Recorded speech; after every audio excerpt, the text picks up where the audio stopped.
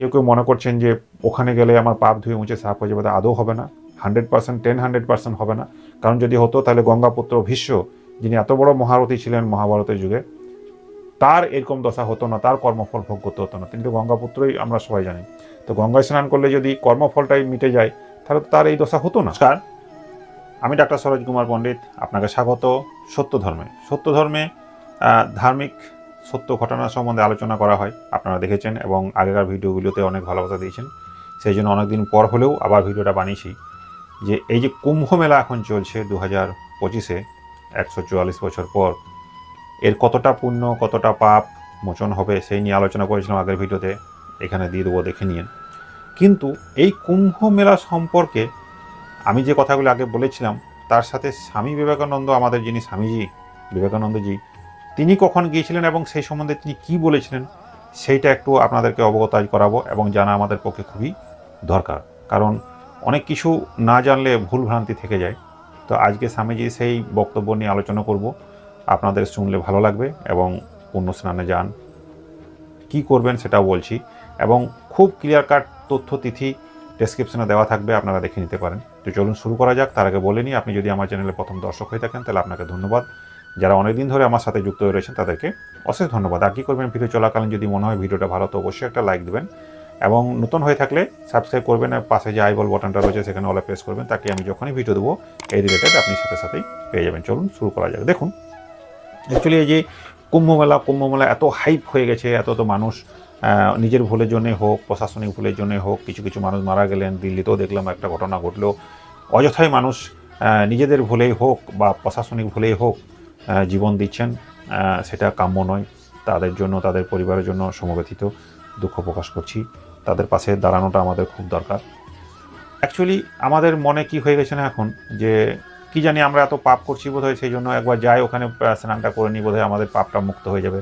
ভাবছি না যে পূর্ণ হবে বা হবে না, পাপ সাফ হবে কি হবে না, এগুলো নিয়ে আলোচনা করছি না, চিন্তা ভাবনাও করছি না। আমাদের বোধ শক্তি মনে যেন হারিয়ে গেছে। আমরা যে মানুষ, পরম পুরুষ যে বলেছিলেন যে এটা হচ্ছে মানে সর্বযুক্তিবাদী মানুষ, একদম সর্বশ্রেষ্ঠ মানুষ, এতটা যত জীব হয় তার মধ্যে শ্রেষ্ঠ, সেটা আমরা কখনো একবার ভেবে দেখছি না। তো সেই নিয়ে আলোচনা করছি। চলুন, স্বামীজি কখন গিয়েছিলেন এবং তিনি কি বলেছিলেন সেটা নিয়ে আলোচনা করব। আমার নিজের বক্তব্য পেশ করব যতটুকু নিয়ে আমি পড়েছি। শুনতে থাকুন, আলোচনায় থাকুন, ভালো লাগবে। তো দেখুন, স্বামীজি প্রথম যখন গিয়েছিলেন এই মেলায় বা স্নান করতে, সেটা হচ্ছে 1895 সাল নাগাদ তিনি গিয়েছিলেন, এই কুম্ভ মেলাতে গিয়েছিলেন। এবং দ্বিতীয়বার যখন গিয়েছিলেন সেটা হচ্ছে 1901 সালে জানুয়ারি মাস নাগাদ তিনি গিয়েছিলেন। তার সাথে অনেক সাধু সন্ন্যাসী শিষ্যরা ছিলেন বেলুড় মঠের, সাথে করে নিয়ে গিয়েছিলেন। এবং আজকের যে প্রয়াগরাজ, যেটা আমরা বলছি প্রয়াগ, সেইখানেই তিনি ত্রিবেণী সঙ্গমে স্নান করেছিলেন।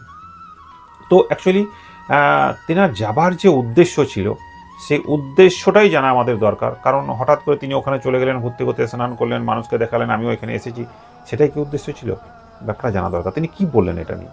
অ্যাকচুয়ালি যখন ওখানে তিনি গেলেন, এই নিয়ে দুবার গেলেন। লাস্ট যখন 1901 সালে গেছিলেন, তখন ওই মেলায় বিভিন্ন সাধু সন্ন্যাসীদের সাথে তিনি ধার্মিক আলোচনা করেছিলেন, জীবন বৃত্তান্ত নিয়ে আলোচনা করেছিলেন। বিশেষ করে তিব্বত থেকে আসা এই যে মহাযান ভিক্ষুদের সাথে অনেক ধর্মীয় আলোচনা করেছিলেন, শাস্ত্র নিয়ে আলোচনা করেছিলেন, তাদের বৈশিষ্ট্য, নিজেদের বৈশিষ্ট্য নিয়ে আলোচনা করেছিলেন।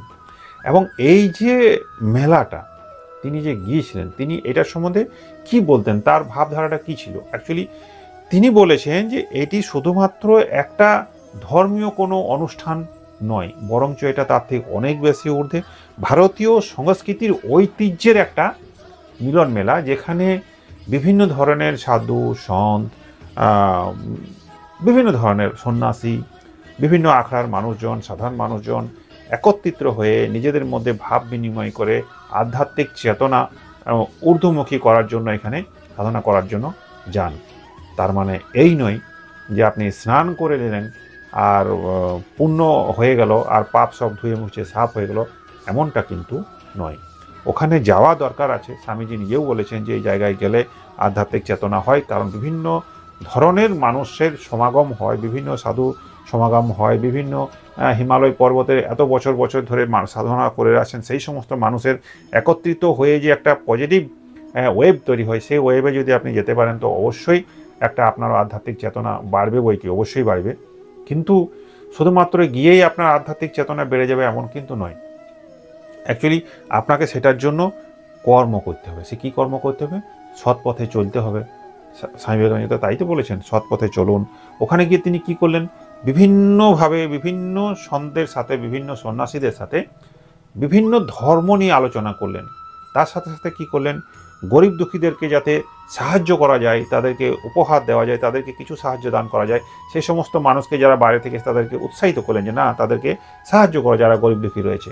এই যে তার ক্রিয়াকর্ম, অর্থাৎ তিনি বুঝেছিলেন যে গরিব, ভারতবর্ষে যে গরিব যে ব্যাপারটা রয়েছে, অর্থাৎ অনেক মানুষ খেতে পাচ্ছে না, গরিব, তারা কি করে সাধনা করবে, ধর্ম করবে? তাদেরকে আগে এই পেটে এক মুঠো খাবার, বস্ত্র, বাসস্থান এগুলোকে করা দরকার আছে। নিজে থেকে হোক, সাহায্য করে হোক, সরকার থেকে হোক। তার ভাবধারাটা এমনি ছিল যে কি বলেছিলেন যে ধর্মকর্ম পরে করবে, আগে ফুটবল খেলা। অর্থাৎ শরীরটাকে ভালো রাখো। শরীর ভালো থাকলে আপনি ধর্ম করতে পারবেন, ভগবানকে ডাকতে পারবেন, ভগবানের কাছে সহবাসস্থান করতে পারবেন, তার প্রার্থনা করতে পারবেন। কিন্তু যদি রোগগ্রস্ত হন, আপনি কি ডাকবেন? হে বাবা আমার, হে ঠাকুর আমার এই রোগটাকে ঠিক করে দাও, তোমাকে আমি এই দেবো, এই মানত করলাম, এই করলাম। এই করে তো পূর্ণ হয় না। স্বামী বিবেকানন্দ ঠিকই বলেছেন। অর্থাৎ নিজেকে স্বতন্ত্রতা দেখেছেন, তার গ্লেজ দেখেছেন, তার চলন, তার বলন, চোখ দিয়ে যেন একদম অগ্নি বেরোয়। একটা কথা বলবে কত ভারী, তার কত মানে হয়, এমনি হয়ে গেছিল। তার মধ্যে কতটা সততা ছিল। আজ তার জন্য ভারতবর্ষ কি সেটা বিদেশেও জানতে পেরেছে। বলতে পারেন স্বামী বিবেকানন্দের জন্যই হয়তো ভারতবর্ষকে অনেকখানি চিনেছে। তো সেই স্বামী বিবেকানন্দ বলছেন যে না, নিজেকে বলিষ্ঠ করো, নিজেকে প্রতিভাবান করো, নিজেকে চরিত্র গঠন করো, কর্ম করো।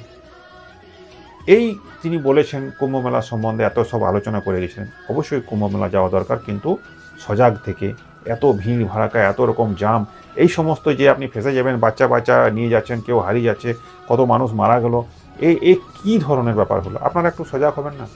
পরে গেলেও তো হয়, সেই তো সঙ্গম থাকবে, কোনো অসুবিধা নেই। আপনি যে কর্মটা করছেন সেই কর্মটাই আপনার সাথে যায়, বাকি কিচ্ছু যাবে না। আপনি গঙ্গায় স্নান করুন, চাই পুকুরে চানুন, চাই কোথাও চান করুন, কিচ্ছু যায় আসে না, কিছুতেই কিছু হবে না, যতক্ষণ না আপনার কর্মটা সঠিক পথে হবে। তবেই ঈশ্বর আপনাকে নেবে, নইলে নেবে না।